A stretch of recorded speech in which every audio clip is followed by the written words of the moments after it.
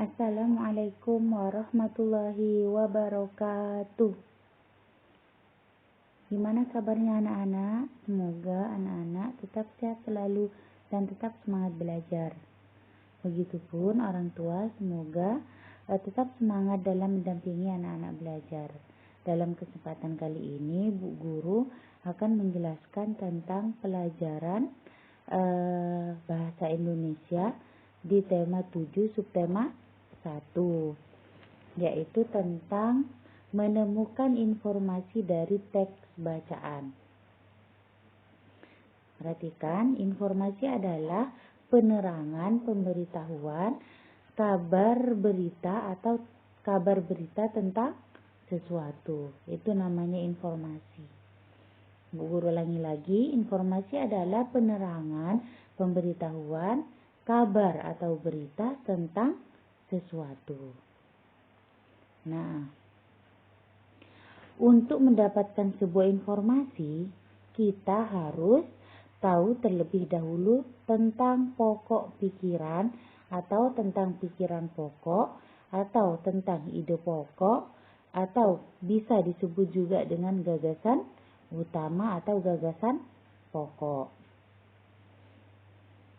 Pikiran pokok adalah inti pokok atau permasalahan utama dari sebuah bacaan. Perhatikan, pikiran pokok adalah inti pokok atau permasalahan utama dari suatu bacaan yang kita baca. Sedangkan ide pokok adalah gagasan yang menjadi pokok dalam pengembangan paragraf. Jadi, perhatikan. Untuk mencari informasi, kita harus pahami terlebih dahulu tentang bacaan tersebut. Nah, untuk mencari informasi, kita harus tahu apa? Tahu tentang pikiran pokok atau ide pokok. Sekarang Bu Guru akan menjelaskan cara menuliskan informasi penting dari teks bacaan. Setiap paragraf memiliki kalimat utama. Nah, apalagi nih? Kalimat utama adalah kalimat yang di dalamnya mengandung pokok pikiran atau gagasan utama yang menjadi dasar pengembangan sebuah paragraf. Perhatikan, Bu Guru ulangi lagi. Kalimat utama adalah kalimat yang di dalamnya mengandung pokok pikiran atau gagasan utama untuk menjadi dasar pengembangan sebuah paragraf atau yang menjadi dasar pengembangan sebuah paragraf. Itu namanya kalimat utama. Nah, Bu Guru ulangi lagi ya. Pokok pikiran adalah gagasan yang mendasari suatu paragraf. Nah, sekarang kalau sudah kita tahu pengertian tentang pikiran pokok, ide pokok, pokok pikiran, dan gagasan pokok, kita sekarang akan belajar tentang cara menemukan pokok pikiran dalam sebuah bacaan. Nah, di sini ada 4 cara untuk menemukan pokok pikiran. Yang pertama adalah membaca kalimat dari keseluruhan teks bacaan. Nah, seumpamanya judulnya nih ya, anak-anak yang akan anak-anak baca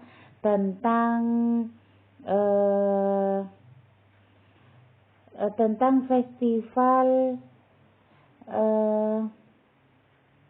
seumpamanya tentang festival apa gitu ya. Itu anak-anak harus membaca kalimat teks tersebut dari awal sampai akhir. Jadi harus dibaca dulu semuanya sampai selesai. Yang kedua, memahami isi bacaan pada teks bacaan tersebut. Nah, otomatis kalau kita sudah membaca semua bacaan yang kita baca itu, paling tidak kita menemukan isi dari bacaan tersebut. Yang ketiga, menandai kalimat awal, akhir atau kalimat awal dan akhir paragraf. Nah, ini intinya ya. untuk menemukan sebuah informasi, kita harus menemukan apa? Menemukan pokok pikiran atau pikiran pokok atau gagasan pokok atau ide pokok. Caranya apa? Ini, menandai kalimat awal atau akhir atau di kalimat awal dan akhir paragraf. Contoh, seumpamanya anak-anak membaca bacaan tentang festival, seumpamanya ya. Di paragraf pertama, anak-anak menandai kalimat yang awal, kalimat yang pertama dan kalimat yang di akhir paragraf pertama. Nah, paragraf kedua juga bisa seperti itu. Dan paragraf-paragraf seterusnya. Yang keempat, menemukan pokok pikiran atau ide pokok bacaan. Yang keempat adalah menemukan pokok pikiran atau ide pokok bacaan. Nah, dari situ, dari kita mencari di kalimat utama atau di kalimat di awal kalimat ataupun di akhir kalimat dalam sebuah paragraf, di situ insya Allah akan ketemu pokok pikiran ataupun ide pokok dalam suatu bacaan. Nah, di sini ada yang lebih mudah lagi sih kalau menurut Bu Guru, cara menyajikan informasi sebuah teks menggunakan peta pikiran. Apa itu peta pikiran? Peta pikiran adalah cara mencatat yang disajikan dalam bentuk bagan. Perhatikan, peta pikiran adalah cara mencatat yang disajikan dalam bentuk bagan. Itu cara kita untuk menyajikan informasi yang kita cari. Di sini dilihat, seumpamanya anak-anak mencari atau membaca tentang festival Isen Mulang. Nah, ditulis dulu sesuai, lihat ya di ini di buku catatannya sudah Bu Guru kasih contoh bagaimana cara membuat bagan atau membuat peta pikiran. Festival Isen Mulang. Jadi kasih tanda panah ke atas. Cari tujuan diadakannya festival Isen Mulang. Yang kedua, mencari makna festival Isen Mulang itu apa. Setelah itu ketemu, cari lagi hal-hal yang terdapat dalam festival Isen Mulang itu apa saja. Itu ditulis di dalam bagan. Ya, itu menurut Bu Guru sih akan lebih mudah ya untuk mencari informasi dalam sebuah teks bacaan. Selanjutnya, menemukan pikiran pokok dengan membaca sekilas.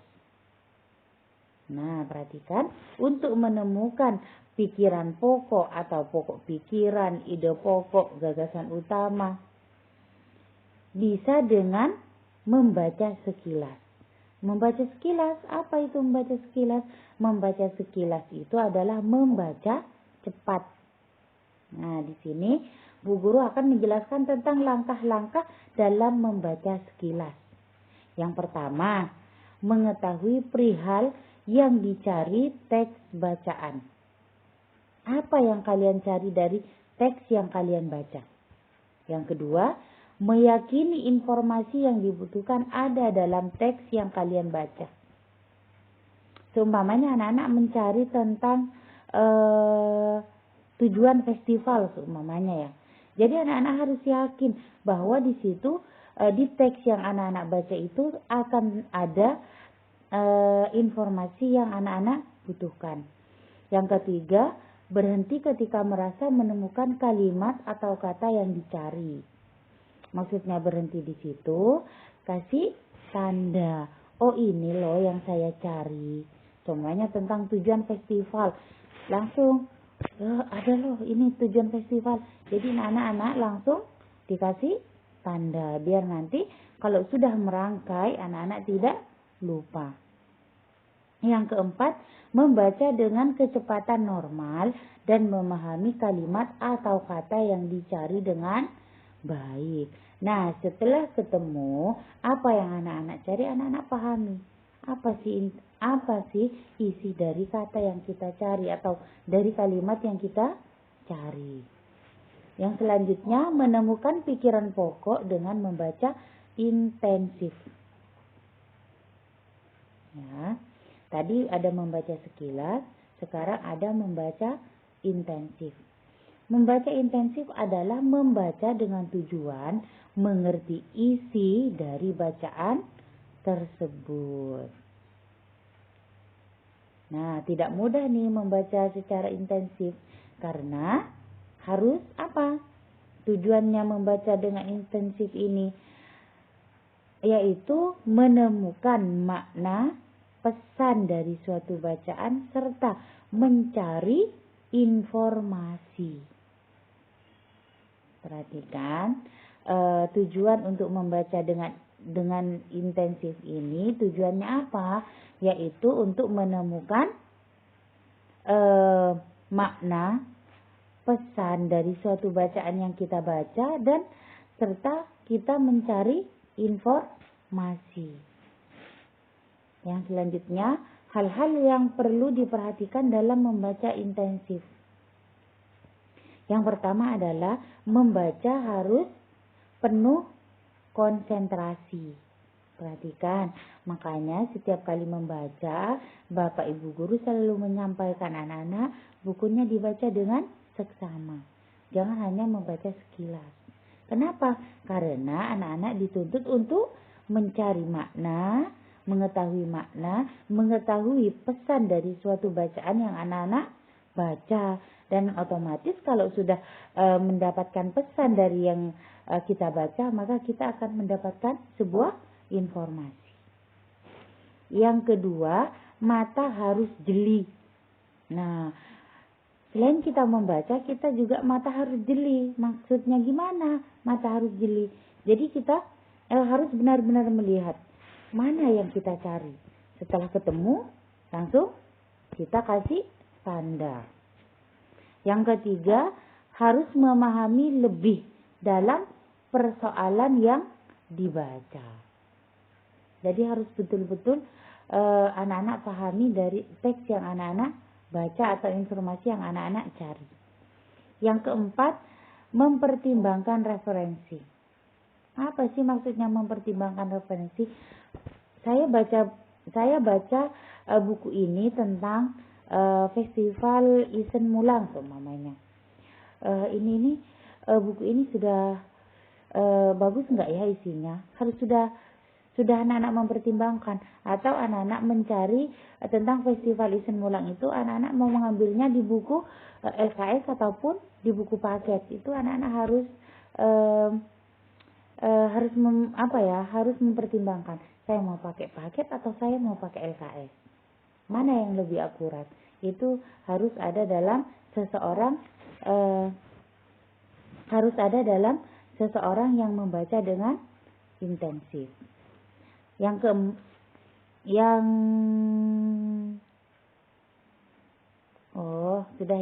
Sudah 4 ya. Jadi hal-hal yang perlu diperhatikan dalam membaca intensif itu ada berapa? Ada 4. Sudah. Ya, sekarang ciri-ciri kalimat utama. Nah, ini ciri-cirinya ya. Ciri-ciri kalimat utama biasanya terletak di awal paragraf atau di akhir paragraf. Perhatikan. Ciri-ciri kalimat utama biasanya terletak di awal paragraf atau di akhir paragraf. Ya.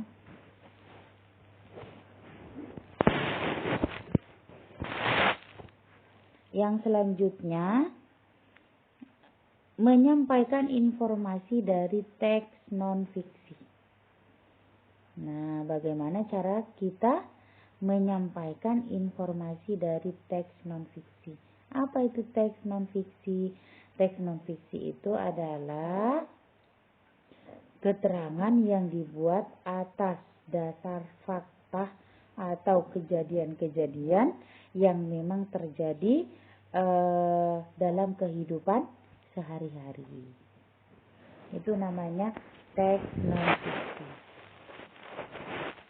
Hal-hal yang harus diperhatikan dalam menggali informasi dalam suatu teks. Ini khusus teks non-fiksi ya. Yang pertama adalah bacalah teks dengan seksama. Itu memang baik itu membaca intensif atau kalian membaca sekilas, memang harus dibaca dengan seksama. Yang kedua, tentukan topik dan teks tentang informasi tersebut. Ya, menentukan teks, menentukan topik tentang teks non-fiksi. Ya, topik apa yang harus kita cari gitu dari bacaan, dari sesuatu yang akan kalian baca. Umpamanya topiknya tentang apa ya sekarang, tentang peningkatan COVID-19 umpamanya. Jadi memang harus ditentukan terlebih dahulu topiknya apa yang akan anak-anak tulis. Yang selanjutnya, catatlah setiap informasi penting yang disampaikan. Jadi mencatat informasi dari yang anak-anak baca, yang menurut anak-anak penting, yang berkaitan dengan topik yang anak-anak ambil, itu harus dicatat. Supaya apa? Supaya tidak lupa. Yang keempat adalah rangkailah ide atau gagasan pokok yang sudah ditemukan dalam sebuah paragraf. Nah, contohnya ini sama sih sebenarnya, baik kita membaca sekilas atau kita membaca teks non-fiksi atau teks fiksi, untuk mendapatkan sebuah informasi, kita memang harus membaca dengan seksama, yang pertama. Yang kedua, menuliskan pokok pikiran atau kalimat utama atau ide pokok atau gagasan pokok yang terdapat, yang anak-anak temukan dalam satu paragraf. Seumpamanya anak-anak membaca tentang peningkatan COVID-19, seumpamanya ya. Di situ ada beberapa paragraf, semuanya ada 5 paragraf. Nah, di paragraf pertama bisa jadi kalimat utama ataupun gagasan pokoknya ada di awal kalimat atau di akhir kalimat. Bisa dua-duanya, ada bisa di awal dan di akhir kalimat dalam suatu paragraf. Jadi itu harus ditandai. Setelah selesai semuanya anak-anak tandain, ketemu gagasan pokok dan pikiran pokoknya, kemudian anak-anak menulis ulang apa yang anak-anak temukan. Menulis ulang, dibentuklah sebuah paragraf lagi dari pokok pikiran atau gagasan pokok yang anak-anak temukan dalam suatu bacaan tersebut. Nah, itulah namanya informasi yang kita dapat dari suatu bacaan. Mungkin hanya ini yang dapat Bu Guru sampaikan dalam pelajaran bahasa Indonesia. Mohon maaf karena banyak kekeliruan. Sebelum Bu Guru akhiri, Bu Guru selalu ingatkan anak-anak harus tetap rajin belajar, jaga kesehatan, rajin sholat, dan jangan lupa bantu orang tua. Jadilah anak yang hebat. Ya, akhirnya dari Bu Guru, wassalamualaikum warahmatullahi wabarakatuh.